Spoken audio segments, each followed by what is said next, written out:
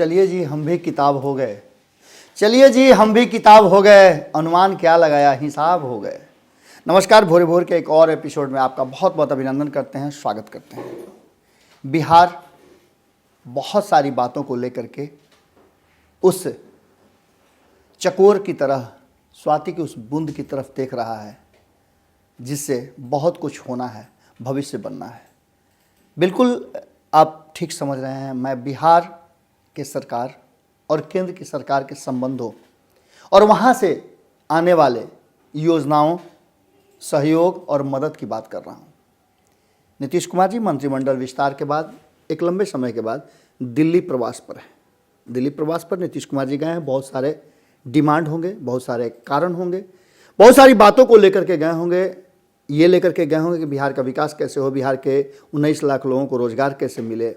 ये लेकर के गए होंगे कि बिहार की नदियाँ, बिहार के लोग, बिहार की शिक्षा, बिहार के किसान, महंगाई कैसे कंट्रोल हो और कैसे इन सब चीज़ों पर बेहतर काम किया जा सके। लेकिन इन सब बातों का आप जोड़ घटाव कर सकते हैं। आप सोच सकते हैं, अपनी स्मरण शक्ति से याद कर सकते हैं कि नीतीश कुमार जी कई बार दिल्ली गए हैं।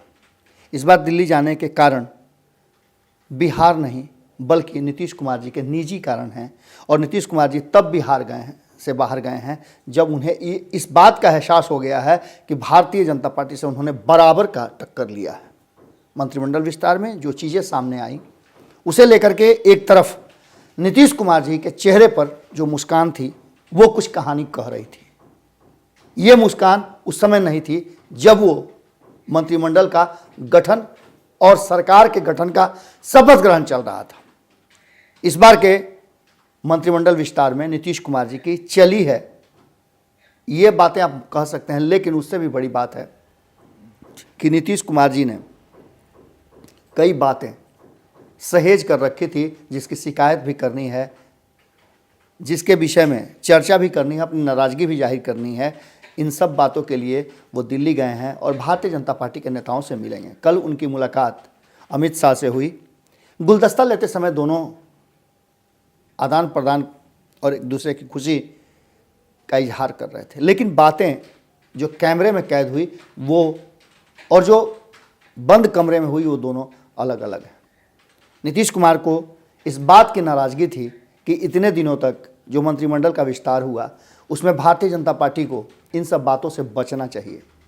कई गुट हैं भारतीय जनता पार्टी के जो नीतीश कुमार पर हमला भी कर रहे हैं और कई तरह की बातें कर रहे हैं। उन लोगों पर विराम देना होगा। इतना ही नहीं, नीतीश कुमार जी मंत्रिमंडल के विस्तार से कितना संतुष्ट हैं और कितना संतुष्ट नहीं हैं, ये भी बातें आगे चल करके आपको पता चलेगी। कई ऐसे विभाग हैं जो नीतीश कुमार जी के खेमे से इस बार भारतीय जनता पार्टी के पास चले गए हैं। हालांकि कुछ ऐसे विभाग हैं, बाकी अंदर अंदर हो रही गुटबाजी को लेकर के नीतीश कुमार जी की चिंताएं ज़्यादा हैं। बार बार भारतीय जनता पार्टी से कोई ना कोई ऐसा बयान आ जाता है जो नीतीश कुमार जी को कहीं ना कहीं असहज कर देता है और इस असहजता के साथ फुल मूड में और पूरी तरह से संकल्पित होकर के विकास के कार्य नहीं किए जा सकते हैं। उससे भी महत्वपूर्ण बातें जो हमारे सूत्र बता रहे हैं कि नीतीश कुमार जी जब दिल्ली गए ही हैं तो बहुत सारी योजनाओं की एक बड़ी सूची उनके पास है। पहली सूची है कि उन्हें फ्री हैंड चाहिए बिहार में काम करने के लिए।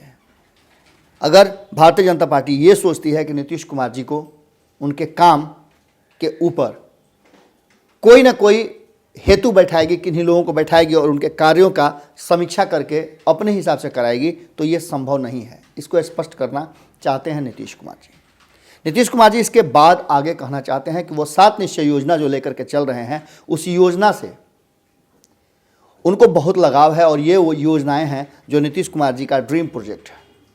अब भले इस योजना पर जो सवाल खड़े हो रहे हों वो दिगर बात है, लेकिन नीतीश कुमार जी 7 निश्चय योजना को अपने नाम से, चूंकि इसमें नीतीश कुमार जी का नाम जुड़ा हुआ है, वो इन योजनाओं पर सरकार से मदद चाहते हैं और सरकार को मदद करना चाहिए। ये बातें लिस्ट में शामिल हैं।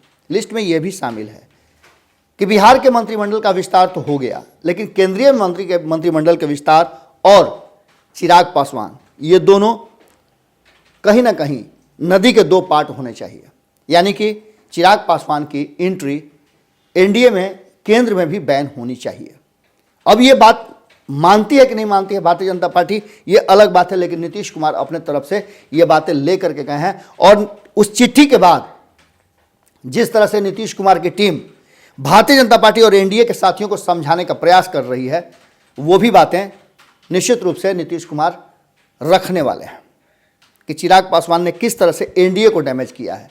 जबकि चिराग पासवान की टीम और चिराग पासवान का कहना है कि डैमेज कहीं भी चिराग पासवान ने नहीं किया है, डैमेज तो उन लोगों ने किया है, नीतीश कुमार की इच्छा शक्ति हठधर्मिता ने किया है, जिसके कारण आज सत्ता में रहते हुए भी हमेशा छोटे छोटे दलों के कारण बार बार एनडीए और बीजेपी को परेशानियां हो रही हैं। इस बीच में आपने सुना भी होगा कि दिल्ली प्रवास में जब नीतीश कुमार हैं तो दिल्ली में ही मुकेश सहनी भी हैं, और उन्होंने ये भी कहा था कि वो मंत्रिमंडल के विस्तार से बहुत अपेक्षा कर रहे थे, अमित शाह से मिल करके बहुत सारी बातें करेंगे।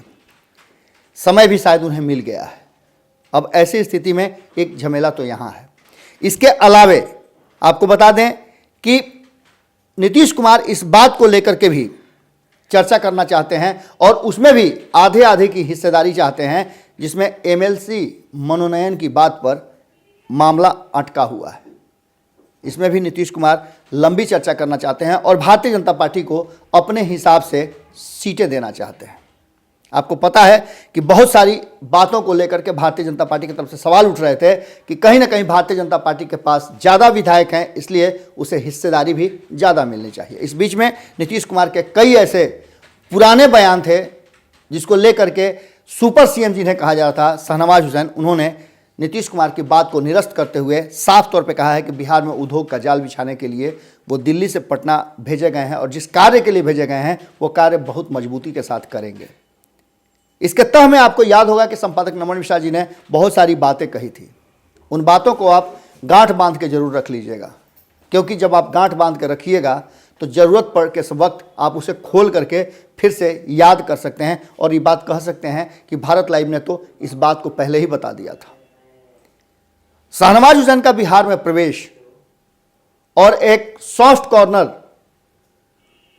अल्पसंख्यक होने का, उदारवादी और समाज को एक साथ जोड़ने वाले अल्पसंख्यक के रूप में, मुसलमान के रूप में जिस तरह से शाहनवाज हुसैन को जाना जाता है, उनकी उपयोगिता निश्चित रूप से बिहार में बेहतर समझ करके ही उन्हें भेजा गया है। दिल्ली से भेजने के कारण यही हो सकते हैं।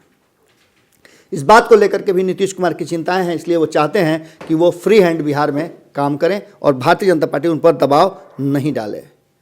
तीसरी सबसे बात महत्वपूर्ण जो है वो है कि तेजस्वी यादव को किसी भी तरह से कोई छूट न दी जाए, क्योंकि जैसे ही छूट मिलेगा तो तेजस्वी यादव फिर से पनप जाएंगे और ऐसी स्थिति में वो सरकार को अलग अलग तरह से परेशान करने का काम कर सकते हैं। इसलिए भारतीय जनता पार्टी को साथ जोड़ करके एकजुटता दिखानी होगी, क्योंकि तेजस्वी यादव जिस तरह से भारतीय जनता पार्टी और एनडीए में मतांतर नजर आ रहा है उस पर हमलावर हो जाते हैं और ऐसी स्थिति में बिहार की जनता को वो बरगला सकते हैं। और इतना ही नहीं, बहुत सारे छोटे छोटे जो दल हमारे साथ जुड़े हुए हैं उसको लेकर के भी नीतीश कुमार की चिंताएं बढ़ गई हैं। जिस तरह से time to time Mukesh Sahani और जीतन राम मांझी के बयान आते हैं, उस पर भी भारतीय जनता पार्टी को एकजुटता दिखा करके आपस में सामंजस्य बना करके रखना चाहिए। इतना ही नहीं, आयोगों के गठन पर भी नीतीश कुमार बात करने वाले हैं।